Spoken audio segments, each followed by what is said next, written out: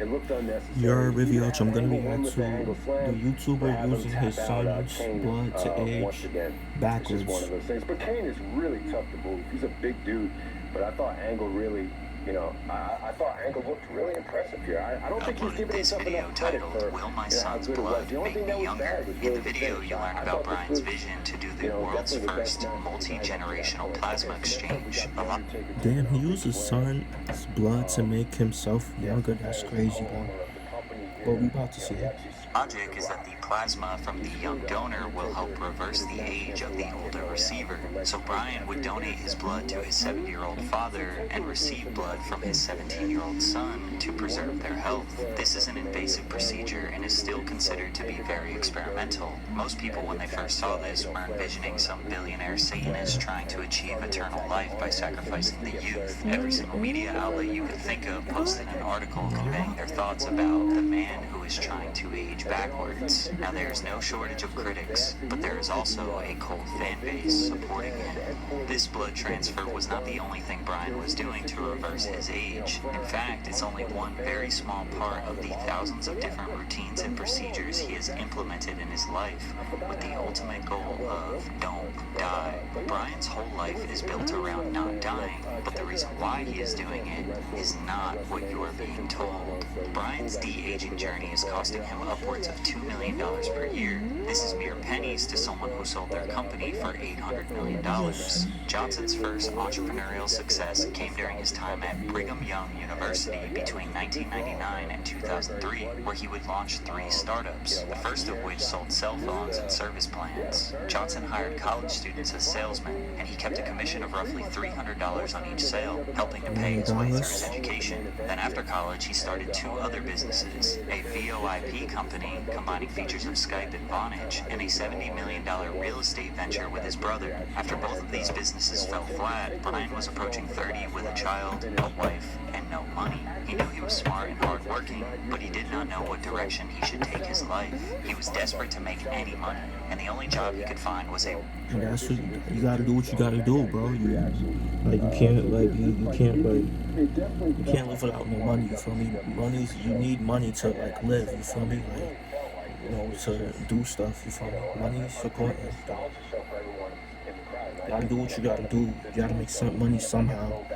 100% commission door-to-door sales gig, selling credit card processing to businesses. Despite Brian describing this job as painful, he noticed a huge opportunity. At the time, credit card companies were very unregulated. He knew if he could teach these business owners in depth how credit card transactions worked and was honest with them, he could win their business. He became the top salesman at his company and used that model to form his own business. In 2007, at the age of 30, Johnson started Braintree, a credit card processing system during an era of the infancy of smartphones. Braintree was essentially a software that helped businesses like Uber accept credit card payments. It was kind of like an early version of Stripe or Square. By 2011, Braintree was processing more than $8 million in online credit card payments daily and processed more than $3 billion by the end of the year. 1 year later, Braintree acquired the startup Venmo for $26.2 million. Venmo was a social payments platform that allows people to share payments to their friends. It was the perfect acquisition because in 2013, PayPal acquired Braintree for $800 million in cash. Brian went from being broke to set for life in just 6 years.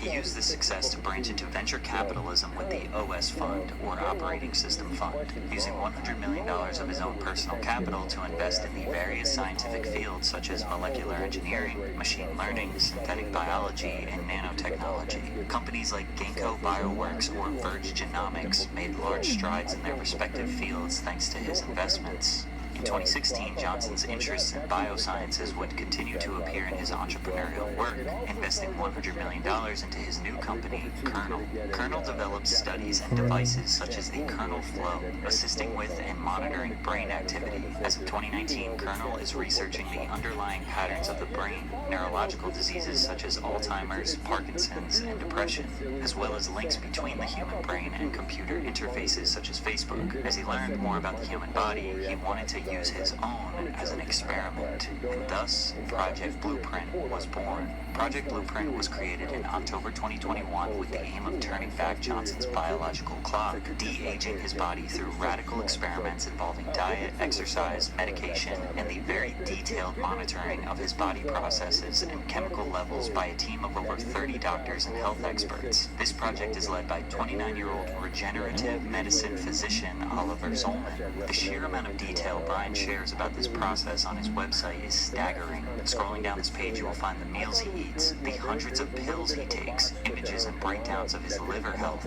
images of his brain, lungs, intestines, biometric details that someone much smarter than me needs to analyze. I mean, there is so much personal information that Brian Johnson just puts on the internet, but the truth is, a lot of your personal information is being bought and sold regularly, which is why I'm here to tell you about today's sponsor. Or, are you tired of receiving those spam calls? I think they could have taken each other a little bit more serious. I think more than anything, that was a problem with it. And, yeah, it's just funny. People hear that the feud was over shampoo, they automatically shit on the match. But I think One organized app. It's really convenient. You can either let these so next up we got Stone Cold Steve Austin taking on and Scott basic Hall. exercises like pull-ups, chin-ups, and curls. After the workout, he enjoys his first meal of the day, the super is that? veggie, consisting of pureed ingredients such as black Super lentils, veggie? broccoli, maitake mushrooms, garlic, and apple cider vinegar. An hour after He seems healthy though.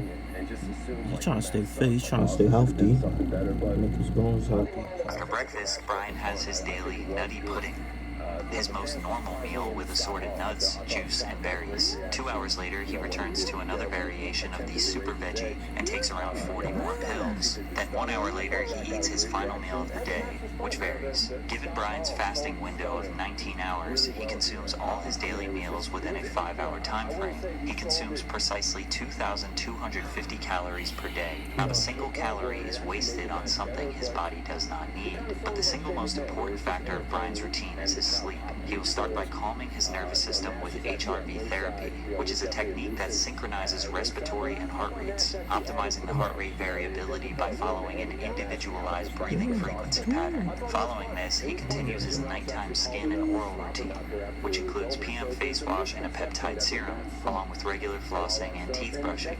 To ensure the perfect sleep environment, Brian's bedroom is entirely dark, equipped with 2 air filters to maintain peak air quality, and features a temperature-controlled system that uses an algorithm to adjust the bed's temperature based on his body's sleeping stages. Recently, he shared on social media that he achieved 100% perfect sleep over the course of 1 month, which in simplest terms essentially means he is sleeping as deep as he possibly can for the longest amount of time possible. Brian also gets a full-body IPL treatment, or laser skin treatment, every week to remove collagen, blemishes, and wrinkles in his skin, which is why sometimes you will see his skin looking red and wrapped.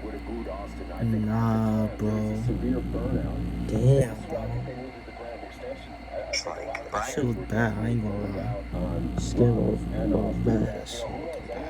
His entire life is dedicated to his blueprint. The only deviations to his routine are when he travels to do other podcasts and interviews. He spends a good amount of time creating content for his social media and working on his business Kernel, but most of his little free time is spent with his son Talmadge, who also eats the exact same food that Brian eats. Brian's lifestyle has been subject to a lot of criticism, claiming he is a narcissist who thinks he deserves to live forever. They say taking 100 pills per day is nowhere near healthy, and he is overcomplicating his lifestyle. But the most common critique is that he is doing all of this, but still just looks like an in-shape 45-year-old. The whole aging backwards thing is more of just a marketing campaign than a reality. Basically, Brian is monitoring his body in every small great detail you can imagine, then comparing those levels to people his age, just like every other doctor would, but with less detail. So when he says his heart is just as healthy as a 30-year-old, he might say his biological age is 30 and his chronological age is 45, when in reality he is just a very healthy 45-year-old. And I hate to be the bearer of bad news, but Brian is not a Hollywood elite that steals the blood of the young for adrenochrome.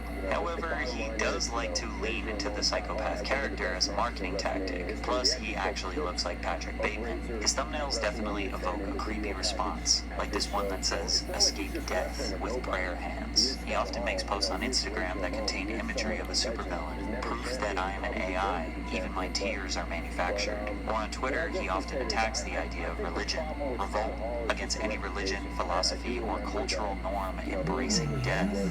You're going to die someday. Nothing can stop it. Jesus offers you true everlasting life. Believe in Jesus. Jesus has had 2,000 years and I've seen no evidence. I've done more in 2 years. Plus, I can have premarital sex. Brian's anti-religion attitude comes from him being born into Mormonism. He was told what to believe, what to say, and what to do from the moment he was born. He was never given a chance to believe anything for himself. His live forever prophecy goes against literally every religion, since they all have an interpretation of an afterlife.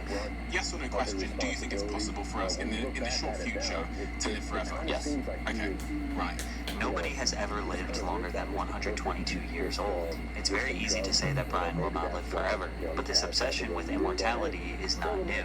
The idea of extended or immortal life has been ingrained in human consciousness and present in all sorts of media through time as a storytelling trope or philosophical idea. It dates back all the way to the Epic of Gilgamesh, the oldest known work of fiction, with the central plot revolving around Gilgamesh's search for immortality. It's present in Greek myths, with Ganymede and Tithonus being granted everlasting life by the gods, with one remaining youthful on Olympus and the other growing eternally older. Dating back to the Dark Ages, it was an anti-Semitic idea that Jews would drink the blood of Christian children to stay young, and of course was a part of Bram Stoker's novel Dracula, where vampires would drain the blood of their victims. In more recent history, many people draw comparisons to Orochimaru from Naruto, who attempted to take the soul of Sasuke in his quest for immortality. And The Simpsons, known for its eerie predictions, had a storyline involving Bart donating his blood to save a dying Mr. Burns, giving him the energy of a young man. However, Brian's blood transfers are most commonly compared to Jesse Karmazin's startup Ambrosia from 2016, which recruited 600 people over the age of 35 and infused them with blood plasma from younger donors. Brian even referenced this company in a creepy intro to one of his YouTube videos. The science is actually pretty fascinating. Regular transfusions of the blood of a younger, physically fit donor can significantly retard the aging process. Kazarin strongly believed in his blood transfer techniques. I'm not really in the camp of saying this will provide immortality, but I think it comes pretty close, essentially.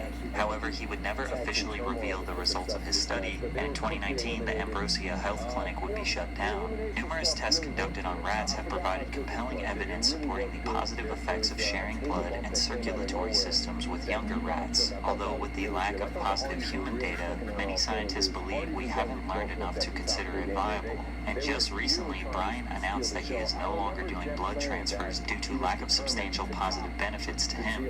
Through all the fire of different opinions, Brian has accumulated a large audience of people who appreciate what he is doing. It seems like the mainstream media has fallen for the marketing tactics. What Brian is actually doing is making himself a guinea pig for science. Before doing any research, I was expecting just another Liver King.